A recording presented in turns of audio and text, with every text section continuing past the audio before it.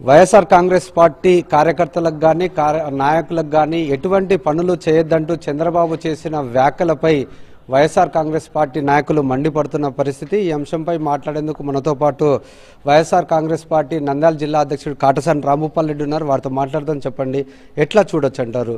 మీ యొక్క సీనియారిటీలో, మీ యొక్క రాజకీయ అనుభవంలో ఇటువంటి వ్యాఖ్యలు చేసిన ముఖ్యమంత్రిని మీరు ఎప్పుడైనా చూసారా?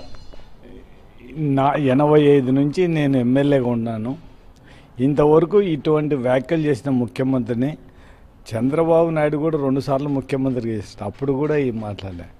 ఎప్పుడు ఎందుకు ఇట్లా తయారై మాట్లాడుతున్నాడో అర్థం కావడం లేదు. కానీ ఇది ఒక విధంగా రాజకీయాలకు ఇటువంటి మనస్తత్వం ఉండడం, అవతల పార్టీలకు పనిచేయకుండా న్యాయంగా చట్టబద్ధంగా ఉండేదని చేయకుండా ఉండడానికి ఒకవేళ నువ్వు కేవలం చంద్రబాబు నాయుడు తెలుగుదేశం ఓన్లీ తెలుగుదేశం కార్యకర్తలకే ముఖ్యమంత్రి లేకుంటే ఆంధ్రప్రదేశ్కి అంతటికీ ముఖ్యమంత్రి అనేది ముందు చంద్రబాబు నాయుడు తెలుసుకోవాల్సిన అవసరం.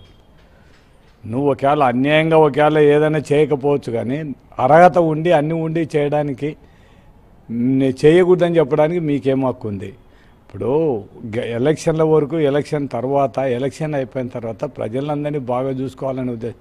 నువ్వు ప్రమాణ స్వీకారం చేసేప్పుడు గవర్నర్ దగ్గర పక్షపాత రహితంగా పార్టీ భేదాలు లేకుండా నేను ఖచ్చితంగా న్యాయబద్ధంగా పనిచేస్తానని నా మనస్సాక్షిగా లేక దైవసాక్షిగా ప్రమాణం చేస్తున్నామని నేను చెప్తాను.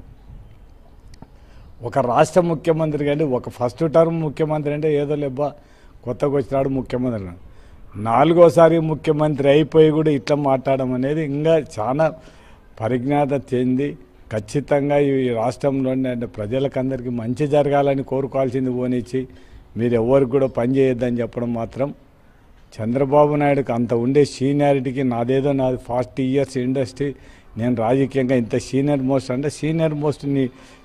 మోస్ట్ ధనం ఈ విధంగా ప్రజలంటే వైఎస్ఆర్ ఇంకొక పార్టీ ఉండకూడదనా లేకుంటే ఎవరు కార్యకర్తలు ఎవరు ఉండకూడదనే ఆ ఉద్దేశంతో మీరు ఉండరా? ఇది మీరు ఇంత సీనియర్గా ఉండి 4 సార్లు ముఖ్యమంత్రి ఈ విధంగా మాట్లాడడం మీకే అవమానకరం. మనం చూసాం, అచ్చెన్నాయుడు మంత్రి హోదాల్లో చెప్పాడు, అంటే ఎవరి దగ్గర అయితే ఎల్లో బిల్ల ఉంటుందో వాళ్ళకు పూర్తిగా వాళ్ళకు టీ దాపి వాళ్ళని కూర్చోబెట్టి వాళ్ళు ఏమడిగితే ఆ పనులు చేయాలని చెప్పిన సంఘటన చూసాం. ఇప్పుడు స్వయంగా ముఖ్యమంత్రి వైఎస్ఆర్సీపీ వాళ్ళకు ఏమి చేయకూడదు, ఎటువంటి అంటే డైరెక్ట్గా కానీ ఇండైరెక్ట్గా కానీ ఏ పనులు చేయొద్దని చెప్పడం, వీళ్ళ తంతు చూస్తే ఏమనిపిస్తుంది అంటారు? ఇది ప్రజాస్వామ్యం అనిపించుకోదు. ఇప్పుడు ప్రజాస్వామ్యంలో ఎలక్షన్లు అయిపోయిన తర్వాత ఎవరికి న్యాయం ఉంటే వాళ్లకు చేయాల్సిందే పోనిచ్చి చట్టబద్ధమైనవి ఏవైనా కూడా ఖచ్చితంగా చేయాల్సిన అవసరం ఉంది. మీరు వైఎస్ఆర్సీపీలు మేము అదే పరిస్థితి అంతకుముందుండే ముఖ్యమంత్రి జగన్మోహన్ రెడ్డి అనుకునే పాటు అయితే ఈ స్కీములు ఇవన్నీ కూడా డైరెక్ట్గా బటన్ సిస్టమ్ పెట్టే ప్రసక్తి లేనే లేదు. ఇప్పుడు అట్లా అనుకునే పాటు అయితే ఊళ్ళో ఈరోజు వైఎస్ఆర్సీపీ పార్టీ మా మీద కార్యకర్తలు నాయకులు మా మీద ఎందుకు ఫీల్ అయిపోతున్నారు? మేము సరైన ప్రాధాన్యత ఇవ్వలేదు, మొత్తం అంతా కూడా డీపీటీ సిస్టమ్ ద్వారా మొత్తం అధికారులు ఏ లిస్ట్ ఇచ్చి ఆ లిస్టుకి అర్హత ఉన్న వాళ్ళకి పార్టీలు చూడము, మేము కులాలు చూడము, మతాలు చూడము అనే ఉద్దేశంతోనే అది చేసినందుకే ఈరోజు వైఎస్ఆర్సీపీ పార్టీ కార్యకర్తలు కానీ నాయకులందరూ కానీ సర్పంచులు కానీ వీళ్ళందరూ ఫీల్ అయితే మాకుండే అధికారాలను కూడా మేము కోల్పోయినాము, మాకేం లేదు, మేము ఊరికే సర్పంచ్ అంటే సర్పంచ్ మేము ఉన్నామని తప్ప మేమేం చేయలేమనే పరిస్థితులు. అంటే జగన్మోహన్ రెడ్డి ప్రతి ఒక్క పేదవానికి న్యాయం జరగాల, పార్టీలు చూడకూడదనే ఉద్దేశంతో ఆయన చేసినాడు. మీరు ఇంత సీనియర్ మోస్ట్ ఉండి ఇంత రాజకీయ అనుభవం ఉండి మీరు మాట్లాడడం అనేది మీకే అవమానకరం అనేది చంద్రబాబు నాయుడు ఒకసారి తెలుసుకోవాల్సిన అవసరం ఉంది. ఇది ప్రజాస్వామ్యము.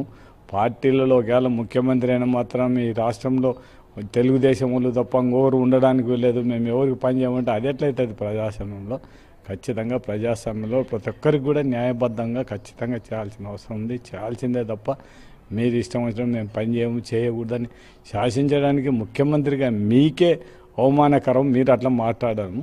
పేదవాడు అనుకునే వానికి ఖచ్చితంగా పని చేయాల్సిందే తప్ప ఇట్లా కాదు. ఇప్పుడు పోలీసుల వ్యవస్థ చూస్తున్నాము, పూర్తి ఘోరం. తెలుగుదేశం వాళ్ళు కంప్లైంట్ ఇస్తే తీసుకోవడం, వైఎస్ఆర్సీపీలు ఇస్తే కంప్లైంట్ కూడా ఊరికే వాళ్ళ దగ్గర పెట్టుకోవడం, ఏం చేయని పరిస్థితి. అంటే మీరు రెడ్ బుక్ రాజ్యాంగం జరుపుతుంది అంటే ఇంకా అన్ని దానిలో కూడా ఇట్లా పోలీసు వ్యవస్థ జరుపుతున్నారు. ఇంకా బ్రాందీ షాపులు తీసుకుంటే ఘోరం, బార్ల కంటే మైమరిపించే విధంగా మొత్తం 24 గంటలు, అంటే మీరు 10 గంటల తర్వాత ఇంత మధ్యాహ్నం ఆ గ్యాప్ కూడా వాళ్ళకు ఉండకూడదని బ్రాందీ షాప్లో పనిచేసేటోళ్లకు ఈ బాటిల్స్ ఇచ్చి బయట అమ్మే పరిస్థితి కూడా ఏర్పాటు చేయడం జరిగింది. ప్రతి ఒక్క ఊళ్ళో బెల్ట్ షాపులు పెట్టడం జరిగింది. అంటే ఇదే మన రాజ్యం. ఒకసారి చూడండి, అట్టందుకైనా మనం వైఎస్ఆర్సీపీ వాళ్ళకి తప్ప, తెలుగుదేశంలో తప్ప వైఎస్ఆర్సీపీ కానీ ఎవరికి పని చేయకూడదని మాట్లాడడం చాలా ఇది రాజకీయ జీవితానికి ఒక కలంకమైన పరిస్థితి అయిపోతుంది. ఇట్లా బాధ్యత గల పదవిలో ఉండే వ్యక్తి ఎవరు కూడా మాట్లాడడానికి వీల్లేదు. నేను 85 నుంచి చూస్తాను కానీ ఏ ముఖ్యమంత్రి నోట్లో కూడా ఇది రాలేదు. అంతకుముందు చంద్రబాబు నాయుడు ముఖ్యమంత్రి 2 సార్లు కూడా ఈ మాటలు కూడా మనం వినలేదు. అంటే 3 సార్లు ముఖ్యమంత్రిగా మనం ఎప్పుడు వినలేదు.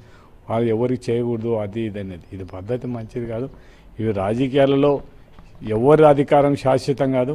అధికారం మారినప్పుడు మళ్ళీ పరిస్థితి ఏందో ఒక్కసారి మనం అందరం ఒక్కసారి వెనక్కి తిరిగి ఆలోచన చేసుకుంటే పరిస్థితి ఉంటుంది. కాబట్టి కనీసం మీరు ఏదైతే గవర్నర్ దగ్గర ముఖ్యమంత్రిగా మీరు ప్రమాణ స్వీకారం చేశారో ఆ ప్రమాణ స్వీకారంలో ఈ రాష్ట్ర ప్రజలందరినీ కూడా నువ్వు చూడాల్సిన బాధ్యత నీ ఉంది. ఖచ్చితంగా చూడమని విజ్ఞప్తి చేస్తాను. ఇది మనం చూసుకున్నట్లయితే ఏదైతే ప్రజాస్వామ్యంలో ఉన్న వ్యక్తి, ముఖ్యమంత్రి స్థాయిలో ఉన్న వ్యక్తి ఈ విధంగా మాట్లాడడం అనేది సరైనది కాదు. ఖచ్చితంగా ప్రజాస్వామ్యంలో అందరినీ సమానంగా చూడాలి. అదే తరహాలో వైఎస్ జగన్మోహన్ రెడ్డి ముఖ్యమంత్రిగా ఉన్నప్పుడు ఏదైతే పార్టీలు చూడకుండా, కులమతాలను చూడకుండా ప్రతి ఒక్కరి లబ్ధిదారులకు ఈ యొక్క సంక్షేమ ఫలాలు అందించారు. అదే తరహాలో చంద్రబాబు కూడా ఈ యొక్క పథకాలను ప్రతి ఒక్కరికి అందించాలని, లేకపోతే ఆ యొక్క వ్యతిరేకత అనేది రానున్న రోజుల్లో చాలా తీవ్రంగా ఉంటుందంటూ వైఎస్ఆర్సీపీ నాయకులు హెచ్చరిస్తున్న పరిస్థితి.